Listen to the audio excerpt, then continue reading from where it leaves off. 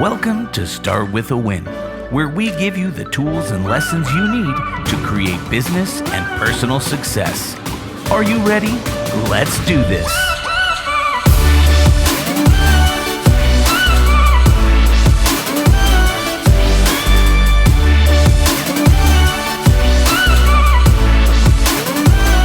And coming to you from Denver, Colorado, home of Start With a Win, home also of Remax World Headquarters, one of our amazing sponsors. And we're in the Brand Viva Media Studios today, another amazing sponsor. Producer Mark, how you doing, buddy? Hey, I'm doing fantastic. Awesome. Yeah, I'm doing so good. Love having you in Brand Viva Studios. Love having Remax as a sponsor, and excited for our guest today. Yeah. Rex Tibbens. Awesome. Yeah. So we like to have a lot of business leaders on, and we also have so many listeners, thousands and thousands of listeners in the real estate space. In fact, I mean, it's safe to say that everybody around the world is in the real estate space at this point, simply because so many things are going on. But what do the leaders think when they look at leading a company? We're not really going to dive too deep in the real estate space, but I want to hear about some of the new things that Rex is up to today. So, Mark. Yeah, if people don't know who Rex is the president and CEO of Frontdoor, which is the parent company of several home warranty brands, including America Home Shield. He is a former chief operating officer of Lyft and the former vice president at Amazon, which he led the technical and product development of Prime Now, Amazon's one-hour delivery service. Now he is bringing his former tech leadership into the traditionally lower tech home warranty industry. So I'm sure he's got a lot of wealth and knowledge for our listeners. Rex, welcome to Start With a Win. Thanks so much for having me. Looking forward to the conversation. Awesome, Rex. I mean, this is really cool because, you've been around so many different aspects of, like Amazon Prime Now. That's pretty cool. Lyft, all of these things deal with the consumer. There's a consumer experience that's involved in all these things. There's a convenience, there's technology behind it. And it's fascinating how all these things kind of blend together, with the consumer at the center of all this, because ultimately we're about the consumer experience here. But why did you decide to make the switch to the home services space, at Frontdoor? And tell us a little bit about Frontdoor also. Our whole mission is to take the hassle out of home ownership. And, first and foremost through our core business, which is, the home service plan space. But we're actually thinking much broader beyond that. And that's around home services in general, which is a much larger and broader, about $500 billion, total addressable market. So pretty big market out there. Cool. All right, let's talk about you now, Rex. You're in a great company, but you've been in some other amazing organizations in very high level positions in those. How have you evolved your leadership over these three organizations that you've been part of? These three spectacular companies, Lyft, Amazon, and now Frontdoor. I mean, what changes have you made personally in yourself, and how do you see that benefiting the consumer? Yeah, well, I think, it all comes down just to obsessing about customers, and no matter what industry you're in, the customers are the ones who, decide to stay with you and help you grow your business. And so I think doesn't matter what industry you're in, really focusing on customers is job one. As I've thought about, my career, it's really been about running towards the big problems. And I think people, to really grow as a leader, you have to become resilient. And, I think resiliency is kind of never really talked about, but, it's the people who want to go into the fire, and they want to help solve the problems, and they want to skin their knees and really learn a lot. Those are the ones who I think, kind of rise to the top, if you will. And so, for my career, it's really been about, obsessing about customers, trying to solve the big problems and learning from those. And then, being okay if you get knocked down or it doesn't work. That resiliency is what carries you through as a leader. Interesting thoughts there, because so many people, they get knocked down and they go home and they just, at the end of the day, they're like, oh, I hope I don't have to do that again. But it seems like leaders like you go home and go, wow, I learned a lot from that. How do you make that mindset shift where you're not letting it beat you up every day and utilize it to propel you to the next day and the next decision in your business? Yeah, look, we're all humans, so it doesn't mean I don't wake up some days and I'm like, well, that was hard.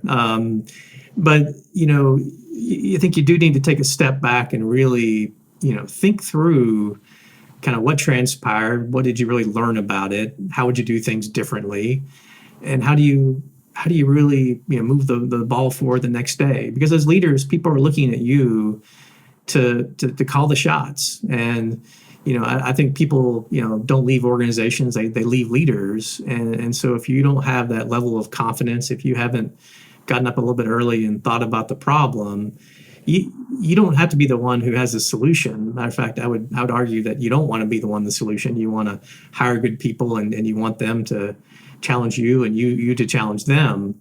But to me, that's how you kind of get up every morning and you kind of dust yourself off and you go out for another game. I like that. Hire good people, don't be the one to solve the problems, but facilitate that. It seems to me like a lot of leaders try and shoulder that responsibility and they don't share it. I mean, ultimately people want to be able to step up and prove themselves to their leaders. How do you build that support system and put the ego out of it so that you can rely on others in a transparent manner where they don't, a lot of people are like, oh, if I do that, they'll look at me like I'm weak. But is that truly what happens when you're vulnerable to people like that? Yeah, well, I've told my team a couple of times, I try to come at a problem as if I'm wrong, not as if I'm right. The higher up you are in an organization, your information is filtered. You probably don't have all the context that you need to get the answer that you're looking for. And so, I think it's important that you ask probing questions, not in an accusatory fashion, but more just trying to seek to understand where they're coming from, and then ask probing questions in terms of, well, how you're thinking about that, and why are we thinking that way? As for you to learn as a larger leader, and then two, that's how you really provide the guidance, and I call it trust but verify. And I have gray hair for a reason, right? So it's important to really ask those questions, especially with younger leaders. 9 times out of 10 they're going to be spot on, and I'm going to learn something out of the deal as well. And so I'm also a firm believer that you never stop learning. And so I think that level of confidence in your leaders, that level of if you're always trying to be more of the player than the coach, you just have a lot of weak players. And so allow your team to challenge you just as much as you challenge them. Some wise statements here. A lot of great leadership insight coming from Rex today. Rex, you've made 3 major pivots in your career. Is there a particular turning point in your career that comes to mind where you had an aha moment or made a change and you thought, okay, here's what I got from this? Is there anything that stands out in particular to you that propelled you forward during these changes in your career? Well, I think I'm a glutton for punishment. I love industries that are ripe for transformation because if you're not involved in that, then someone else will be. And so as I look across my career, I've had long stints in some companies, but the reasons why I had long stints is because I was always challenged and there was always something new to learn. When I look at, my career over the last, decade, it's really been about looking for those opportunities to really transform. And so certainly got that in spades at Amazon. I joined Lyft because it's really cool to really, there's only a few times in your career you can be involved with transforming something, especially in industry. And then the same thing applies for home services here at Frontdoor. And I really think we're just getting started as you think about our ability to really change this whole industry hasn't changed since it was really developed. And you still have to call someone, you still have to roll a truck, you still have to, someone has to look at it and then tell you what's wrong and then come back later and fix it. Well, let's bring everyone back, or into the next century, and let's have a digital conversation. Let's leverage technology in the background to really, flip the script on the whole industry. To me, that's super exciting. And that's what, going through the pain of a transformation makes it all worthwhile. And so from a career perspective, it's finding those opportunities that I always tell people, like, the best job you can ever get is the one that makes you a little queasy. And so if you're looking at the next job and it's comfortable and it's like, oh yeah, I can do that in my sleep. Well, it's a terrible job for you. You should find the job that challenges you, and it's not a layup by any means. Awesome. I love that. It's clear that you're passionate about people and innovation and development. You've got to live your life on some systems and processes. And that's really a lot of what this podcast is about, is starting with a win. So Rex, do you have a particular habit or system or process that you use in the morning to start your day with a win? Well, Adam, since the pandemic began, I've actually changed my systems. And, I always put everything ahead of myself. And now I get up early, I go in the garage and I work out for an hour, Monday through Friday. And it's my only me time. It's my time to think. It's my time to, exercise my brain and my body. And it's become a habit. And what a wonderful habit it's become. I have some other terrible habits. I love coffee and Diet Mountain Dew as well. But that's really been I'm sure a life changer for me. But what I would tell people is that you have a lot of things coming at you, and so my whole strategy is: should I spend my time doing this? And is there someone in the organization more, better equipped to handle this than me? So I spend a lot of time on alignment. I spend a lot of time on making sure that we're getting the most out of the people in big roles. So that's some of my, mechanisms for leadership, if you will. But getting up in the morning and working out has been a life changer for me. So that's a new habit that I'm really happy I have. Awesome. Thanks so much, Rex Tibbens, CEO of Frontdoor. We appreciate you being on Start With a Win, and thanks for all that you do. Thanks for having me. If you're ready to create personal and business success, make sure to subscribe to this podcast and head over to wherever you get your books and order Start With a Win, the book. For more great content, you can go to startwithwin.com. And until next time, remember, start with a win.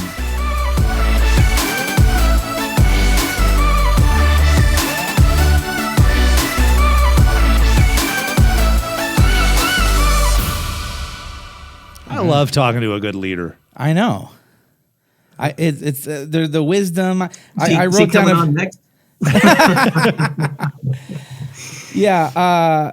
I loved what you said. Customers decide to stay with you and help you grow your business. I think a lot of times, people don't think about that, right? It's like about the next sale. Like, okay, how can I just get somebody, grind them through the system, and then find somebody else? But, just the how do we get customers to decide to stay with us? And then really they're the ones who are helping us grow our business. I really love that. And then also the next job should make you a little queasy. I love that part. Yeah, because there's been so many times where it's like, wow, I always called it like the reversal of desire, where our natural tendency is to protect ourselves from pain and suffering and hurt or discomfort. And but I've always found that when I do the opposite of those things is where I find success and growth. And so I just love that idea of, like, when you think about something like, I think I can do this, but I'm not sure. And so it's like, all right, you should do that because it's making you feel a little uncomfortable. It's like that. I mean, Rex, you talked about getting up and working out in the morning. It's like the last 2 or 3 reps on a set. What is it? Death plus 2 or death plus 3 is what my trainer calls it. And I'm like, those suck. And the reality is those are the ones that help you grow. And it's that, stretching it out a little bit. And I love that you've applied that to business, because you're absolutely right. That's where you find the magic. Well, hey, thanks so much for hanging out with us and for the show after the show. And until next time, remember to hit that subscribe button, the thumbs up icon, and the little bell icon so you get notified every single time a new episode gets dropped. A lot of buttons to be clicking, but I know you can do it. All right, until next time, we'll see you when we see you.